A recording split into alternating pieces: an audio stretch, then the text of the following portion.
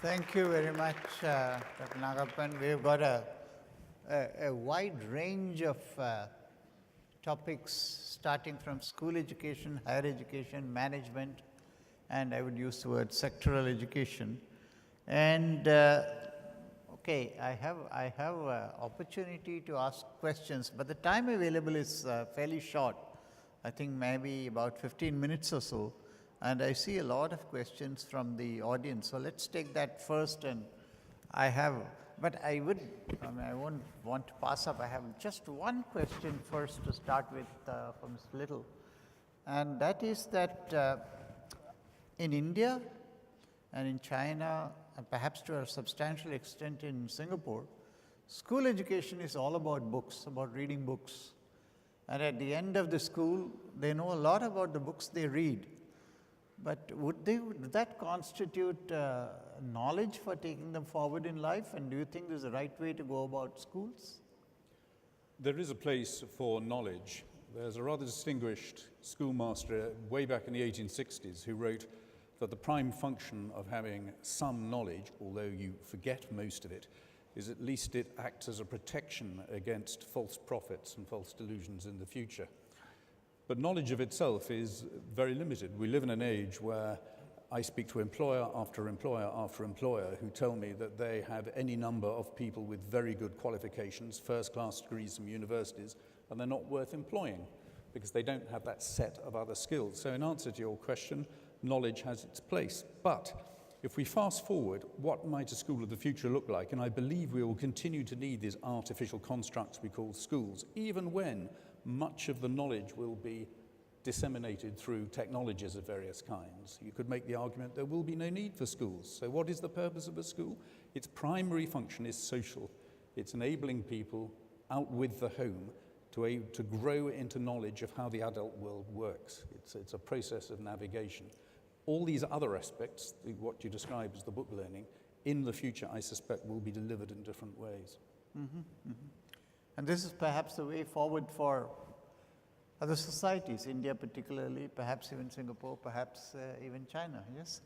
But let's go to the questions which are on the pigeonhole, and I'm supposed to tap and make that active. Yes, that's right.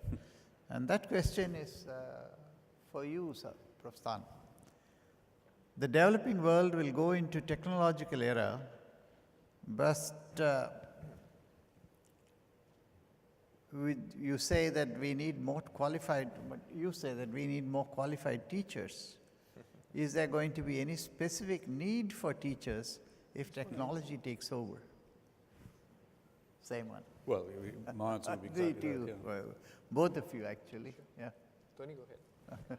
Well, I simply observe, I think there is even greater need for teachers in an ever more complicated world, but what a teacher is will change, and teachers will be people we trust to help our children develop those navigational skills. They will be empowerers, they will be people who will help steer children into the right habits which can enable them to help themselves. I think the role of the teacher is central, but the role is different from what it is traditionally conceived, in the sense that in the past, the teacher is the conveyor of information. In universities, we have readers in the past, because a lot of the students couldn't read, so you needed someone to read out to them so they could understand what is happening. Today, of course, we have teachers who I think help with the process of learning. For example, we can use technology to take what has been conveyed in this session and make it available to everybody. And we can actually look at the way people are processing information.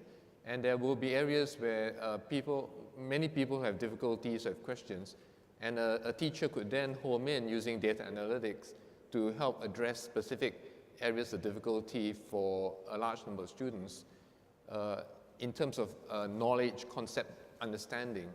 But I think there are another two very important dimensions of teachers which will become even more critical in the future. One is the ability to help shape minds that question, to analyze, and to debate issues. And that process of honing your intellectual ability to ask questions and to debate, I think is going to be very important in the future. And that's the reason why research universities in particular are well placed to do this, because research actually is the act of doing these things.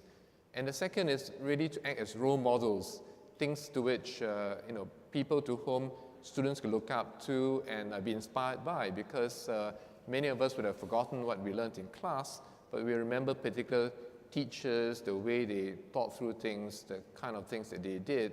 And I think it's that role modeling which will be very important also to help shape the attitudes and the personalities as well as intellectual development of students. Just to take that forward, there's another slightly related question which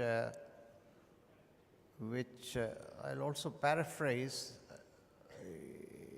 It's not popping up, it should do that. Active. It says, you mentioned about equipping students with technology. Do you think it's equally important for them not to be dependent on technology, as they may not have access to tech or ideal environment in the entire job? I would also say that in a developing country, the kind of technology which contains knowledge may not be really accessible to them. Yes. So what happens to those? Do they get left out? So I think that's a very good question, and looking forward, I think the channels by which information can be provided much more pervasively will increase. So today, of course, mobile phone penetration is already very substantial.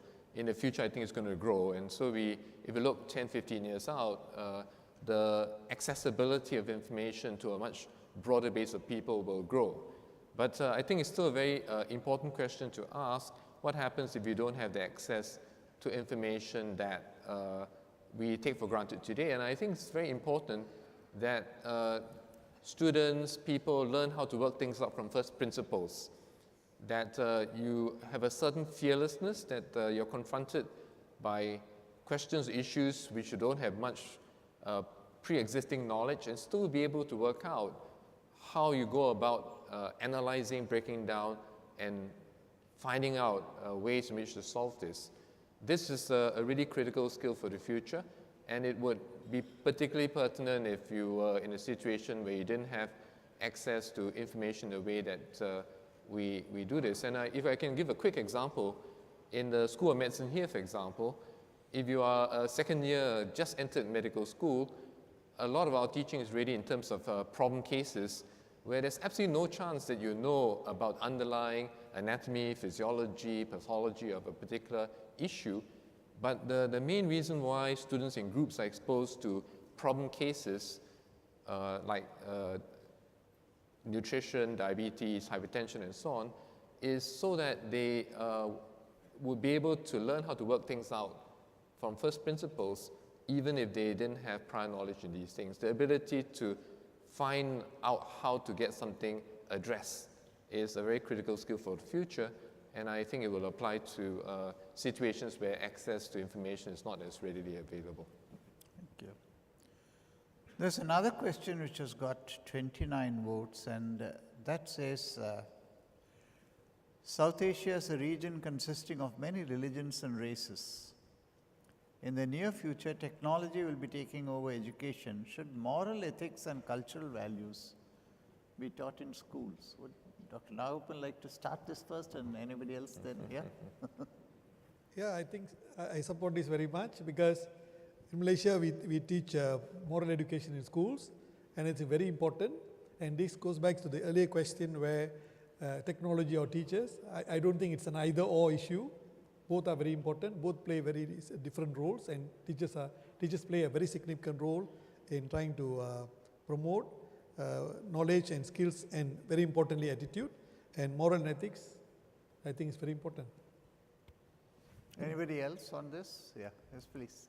I think schools, universities have a very important role to play in creating an environment and a culture where people can contest ideas, but learn how to do so in a way with respect, and to disagree without being disagreeable. Yeah. The reason I say this is because we live in a world in a way that's very polarizing. We have social media that creates self-selecting populations, that small things become amplified, and therefore there are very substantial centrifugal forces that everybody in the community is exposed to. And I see in the universities and the schools a really important platform where we create communities that can look at difficult issues for which there are no clear-cut answers, to be able to examine what you and your value system really believes in, but yet to have a respectful conversation with others which does not descend into vitriol or divisiveness. I think that is something which would help, I think, to bring people closer together, even though they come from different religions and value systems, yet help them to actually understand and preserve their own systems. Ms. Davra, anything on divisive nature of problems in universities? Yeah. I'd rather comment on the previous aspect of technology and remote areas and not having access to technology, correlating it to the reality of the world from where I come from and where I work.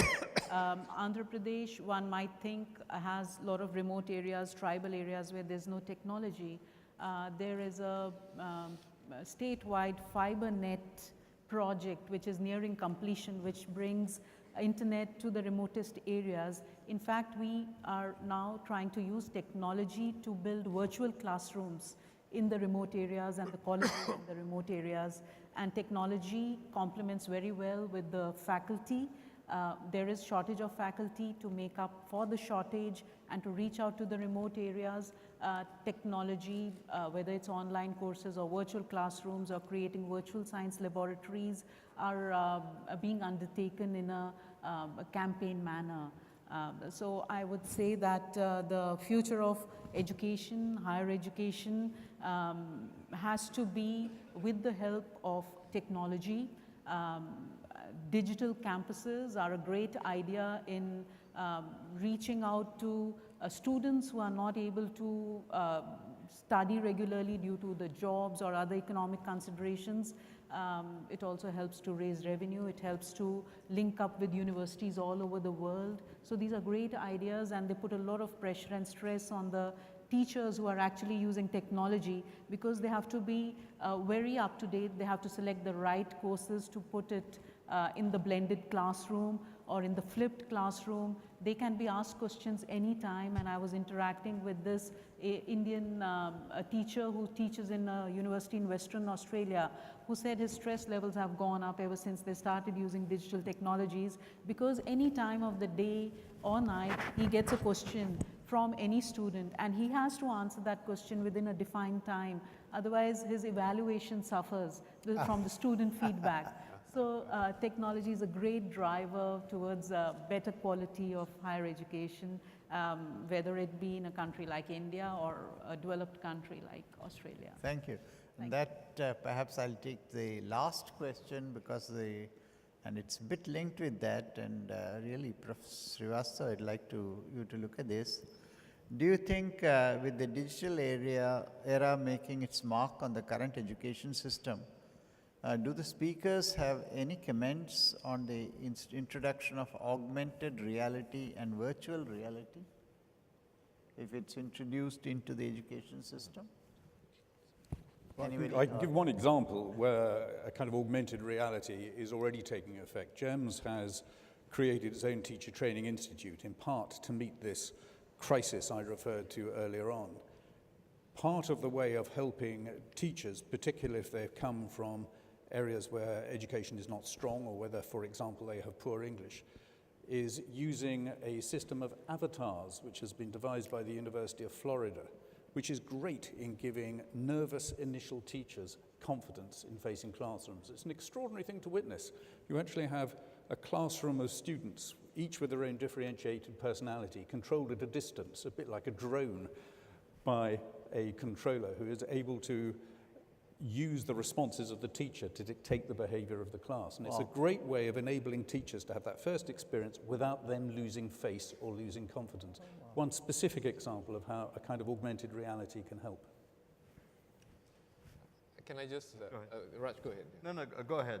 I just want to make one comment that the use of technology should be driven by the desired learning outcomes, and it's very easy to get caught up with technology as a display of educational quality, but it's not. I think it has to be guided by a purposeful design, clear understanding of the learning outcomes, and the situations where technology is actually helpful, and some cases where actually technology is distracting and actually maybe better relegated. And I am a big believer in technology-free conversation, where people put down all their instruments of mass distraction and just talk to each other, because technology can be distracting, and we have to learn when it's best used and to what effect. I just want to add one thing to it. People assume that the availability of data, whether it is in the form of MOOCs or something like that, is automatically going to educate the people. Let me just make a distinction between data, information, and intelligence, or intelligent use of that information. And this is based on my own errors. About 2 decades ago, I did a wonderful job of looking at some stock market data to predict, to put together models. So the data through models basically provided information as to what will happen in the mobile telecommunications industry, based on which I put together a model to predict stock prices. So we went from data to information. The information was there right in front of my eyes, and I spent all my time publishing the paper. Instead, I should have bought stock options. so the intelligence was missing. The intelligence of using the information. So you got to, as teachers, we have to work with students to help them put together frameworks, help them interpret the data. So I mean, there's a big role for teachers. It's not going away, and you're going to need even more teachers. The more information we have, the more people we need to help the students process it.